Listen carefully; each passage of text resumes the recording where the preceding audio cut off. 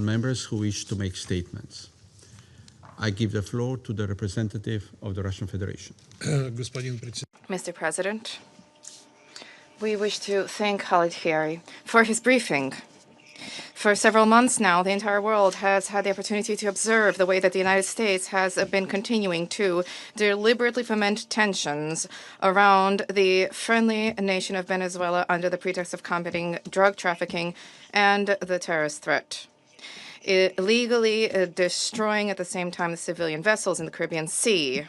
We, during the previous Security Council meeting, we all had an opportunity to see the fact that this artificial smoke screen is concealing the goal of U.S. military groups being shored up and the delivery of exerting tension on an independent state whose policy is not to the liking of Washington. It seems that the White House decided to remove from the mothballs the previously embraced practice of portraying combating terrorism as justification for blatant aggression and intervention in the affairs of sovereign states. And this time, the so-called foreign terrorist organization has been labeled as being the legitimate government of the Bolivarian Republic.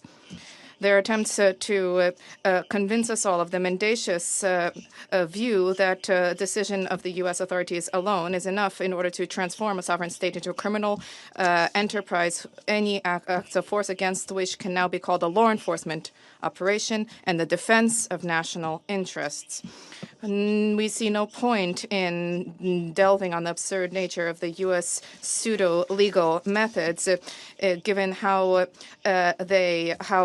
significantly they fly in the face of international law and are inconsistent, especially given that in Washington themselves have sincerely recognized this. The statement of the U.S. President on the 16th of December does not need any additional interpretation. This is a direct claim on the natural wealth and the soil of another state, and an open, if not to state, flagrant bringing to bear of military, political, and economic pressure with the aim of changing an inconvenient regime. The United States is already shoring up their practices with attacks of open piracy with the aim of seizing sovereign natural resources, which we all saw compellingly taking place in recent weeks.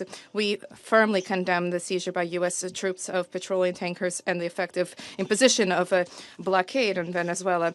The acts by the U.S. side run counter to all key norms of international law, including the UN Convention on Law of the Sea, Security Council resolutions, and the Charter itself of the United Nations.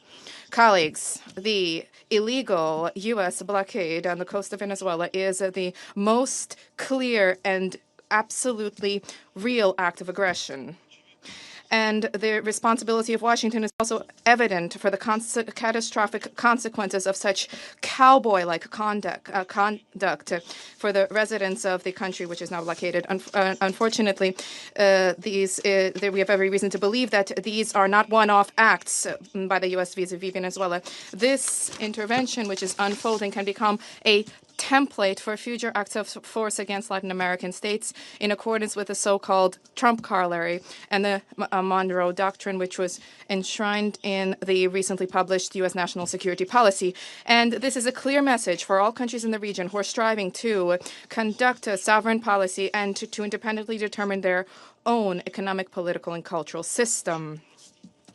In Washington, they are ready to respect your independence and take your interests into account only if you are willing to tailor them to the interests of the United States and to conduct a policy which is convenient to and beneficial to them. As soon as you attempt to try to benefit your own people, then then you would be treated the same way that Venezuela is being treated. So don't ask for whom the bell tolls.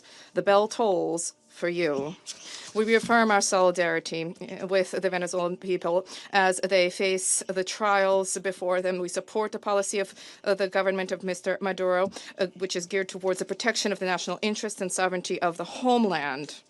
We believe that all of those for whom international law is not mere noise have an obligation to stand with Venezuela.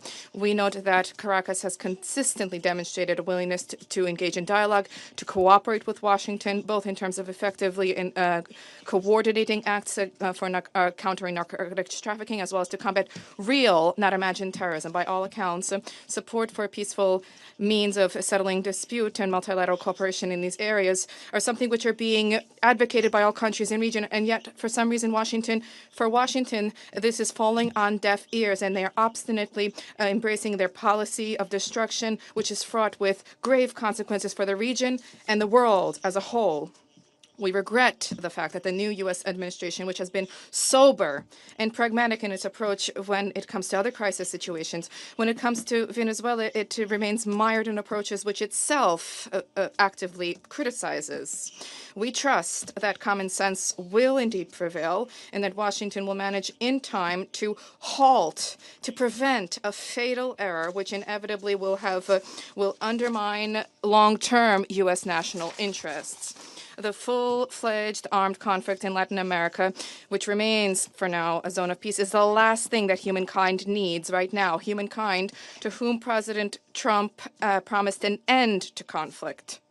For now, unfortunately, the situation is not improving, and the United States, alas, continues to sow chaos in the Western Hemisphere, largely annihilating the benefits of the initiatives undertaken by the new U.S. leader and casting doubt on his sincere intentions in the global context. Thank you. I thank the representative of the Russian Federation for the statement, and I give the floor to the representative of China.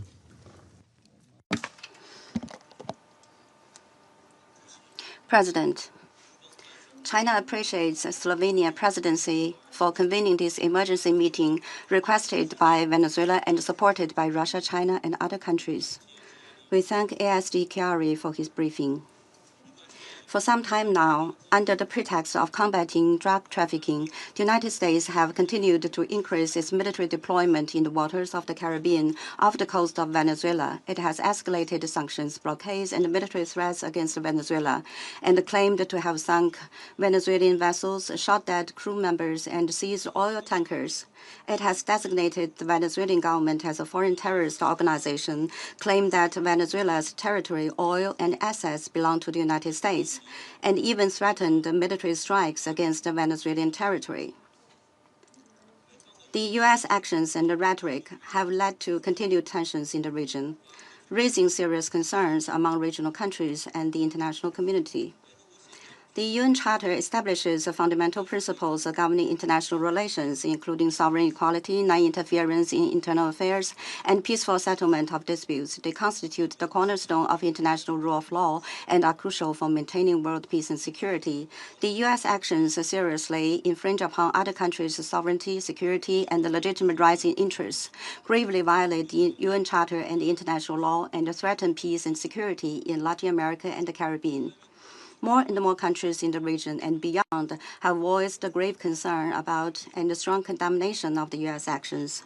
We note that Secretary General Guterres has clearly stated the need for all countries to respect international law and the UN Charter, exercise restraint, and de-escalate tensions to preserve regional stability, and his readiness to play a mediation role to this end.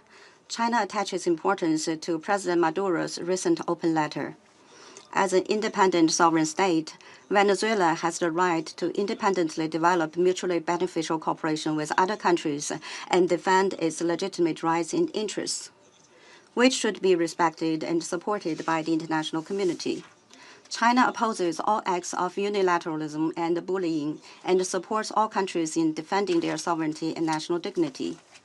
We stand against any move that violates the purposes and principles of the UN Charter and infringes upon other countries' sovereignty and security, against the threat or use of force in international relations, against external interference in Venezuela's internal affairs under any pretext, and against illicit unilateral sanctions and long-arm jurisdiction that have no basis in international law or authorization by the Security Council.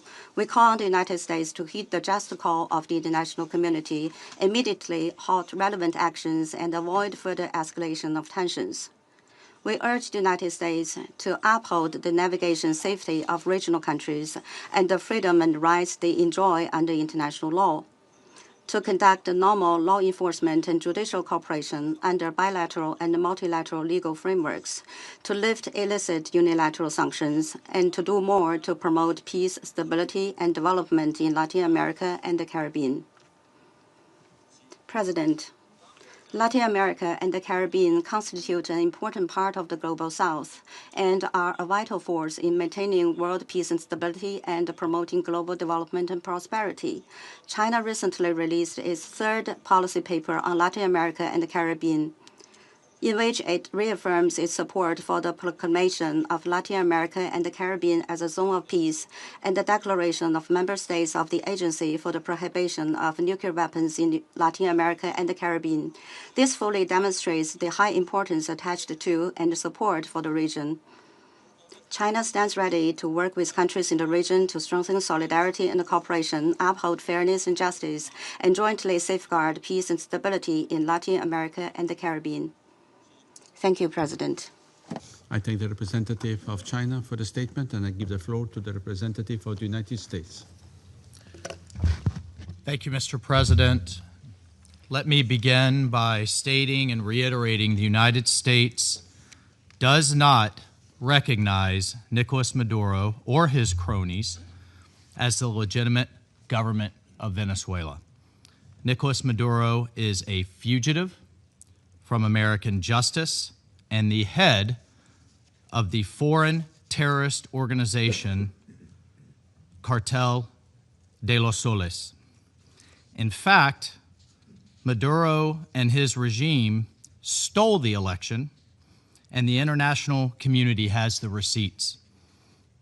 President Trump has been very clear that he is going to use the full power of the United States of America, the full might of the United States, to take on and eradicate these drug cartels which have operated with impunity in our hemisphere for far too long, and everyone knows it. The single most serious threat to this hemisphere, our very own neighborhood, and the United States is from transnational terrorist and criminal groups. These cartels are not like the mafia. These cartels are sophisticated, very technically capable, well-financed, and are wreaking havoc in our region. In its own 2025 World Drug Report, the UN Office on Drugs and Crime identified Venezuela as the key trafficking route in the entire Western Hemisphere for illegal drugs and for illegal narcotics and materials entering the United States and increasingly Europe. The United States will impose and enforce sanctions to the maximum extent to deprive Maduro of the resources he uses to fund Cartel de los Soles, which the United States has designated as a foreign terrorist organization along with Tren de Aragua. Important to this council meeting today, this includes profits from the sale of oil used to finance these cartels. The reality of the situation is that sanctioned oil tankers operate as the primary economic lifeline for Maduro and his illegitimate regime. The sanctioned tankers also fund the narco-terrorist group Cartel de los Soles. Maduro is responsible for trafficking, using these resources and using these profits into both the United States and Europe. And one has to ask, why have sanctions, either bilaterally, unilaterally, or backed by the international community, if they're not enforced? Well, the United States under President Trump is enforcing them in international waters. Otherwise, they are just empty words. Further, not only does Maduro's illegitimate regime openly cooperate and fund terrorist and criminal organizations, but it invites terrorist groups like Hezbollah, like the Iranian regime, militias like the ELN and FARC dissidents to operate openly within their territory, unimpeded and unencumbered. Maduro's ability to sell Venezuela's oil enables his fraudulent claim to power and his narco-terrorist activities. The people of Venezuela, frankly, deserve better. These people who have suffered under Maduro's socialist dictatorship. It is the action and policies of the illegitimate Maduro regime that pose an extraordinary threat to our hemisphere's peace and stability, and to that of the United States. The bottom line is whether it is physical attacks on our buildings and infrastructure, like we suffered on 9/11, or hybrid attacks, like flooding our country with criminals and deadly chemicals. The United States will do everything in our considerable power to protect our hemisphere, our borders, and the American people. Thank you, Mr. President. I thank the representative of the United States for the statement. I give the floor to the representative of Panama. Gracias. Thank you.